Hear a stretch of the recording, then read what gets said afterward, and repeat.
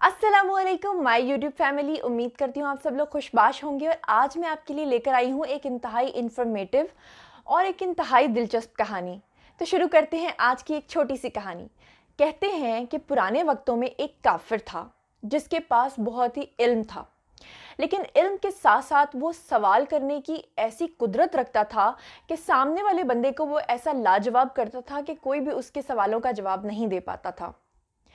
इसी तरह तबलीगी जमात से कुछ मुसलमान जब भी उसके पास जाते और उसे इस्लाम की तबलीग करते तो वो उनसे 3 सवाल करता था। कोई भी उनका जवाब नहीं दे पाता था, जिसकी वजह से वो काफिर उनका मजाक उड़ाता था।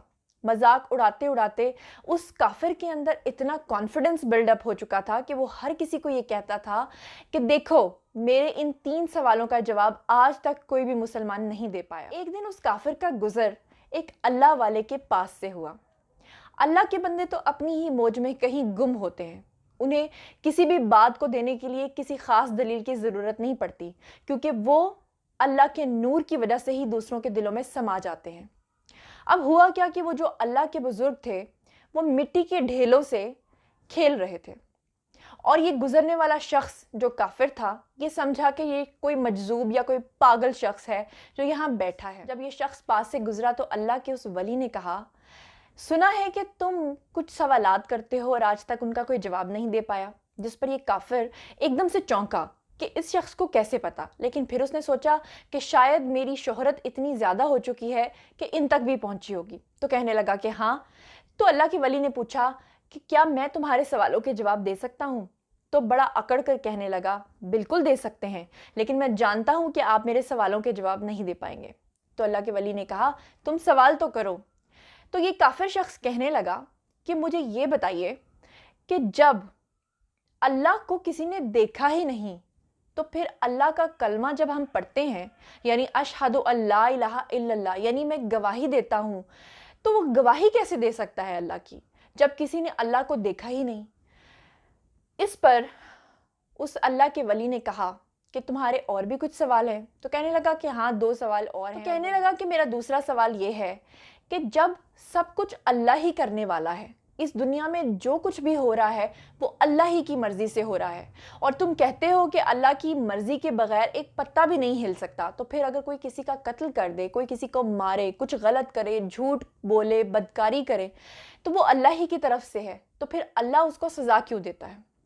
और फिर साथ ही उसने तीसरा सवाल किया, और वो ये कि तुम लोग अपने अकीदे के मुताबिक ये बताते हो कि शैतान जो है वो आग से बना हुआ है।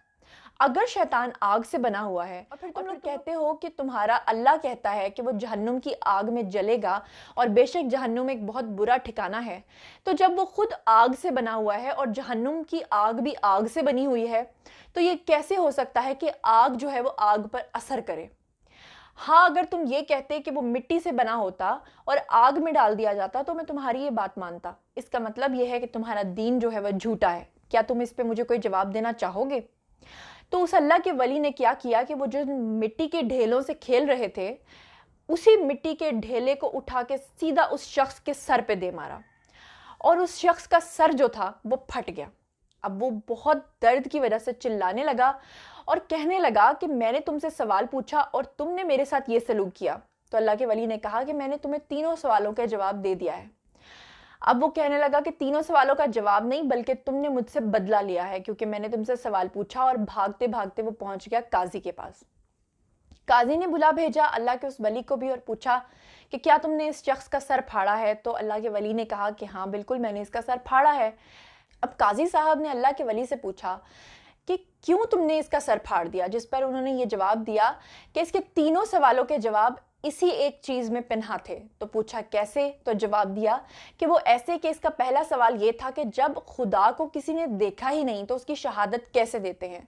आप मुझे बताइए कि ये आपके पास मुकदमा लेकर आया है कि मैंने इसे पत्थर मारा, मिट्टी का पत्थर मारा, तो इसका जवाब ये दीजिए कि जब मैंने इसे मिट्टी का ढेला मारा तो ये आपके पास ये मुकदमा लेकर आया है कि इसे दर्द हो रहा है। तो इससे पूछिए कि दर्द कहाँ हो रहा है, हमें कैसे पता चलेगा? दर्द हमें दिखाओ। जिस पे वो शख्स कहने लगा कि दर्द भी बेवकूफ़ कभी किसी को नज़र आता है।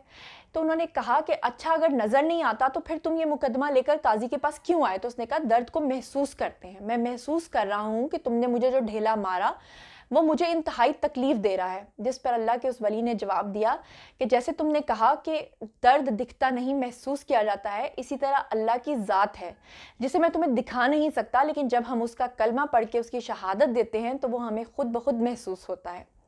دوسرا سوال یہ تھا کہ اگر سب کچھ کرنے والا خدا کی ذات ہے تو پھر اگر انسان کچھ غلط کرے، بدکاری کرے، بددیانتی کرے تو پھر اس میں سزا کیسی؟ تو اس پر اللہ کے ولی نے یہ جواب دیا کہ تم مجھے اس عدالت میں کیوں لے کر آئے؟